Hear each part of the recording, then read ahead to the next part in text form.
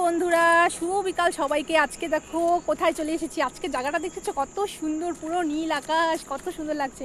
আর এই দেখো মাহির সোনা পিছে, ওই যে মাহিরের বাবা দাঁড়িয়ে আছে। আর আজকে দেখছো জায়গাটা পুরো অন্যরকম। তোমরা চিনলে তোমরা যদি কেউ ওই জায়গাটা চিনে থাকো কমেন্টে বলো।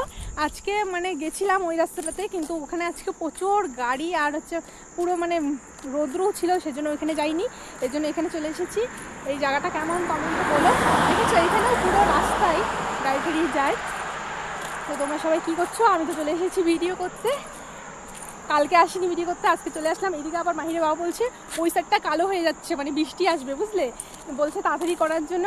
তো এখনও মোটে আসলাম, তো দুটো ভিডিও বানিয়েছি, আর দুটো বানাবো, তারপরে যাব। তো আজকে আমি এই ড্রেসটা পরেছি, কেমন লাগছে কমেন্টে বলো।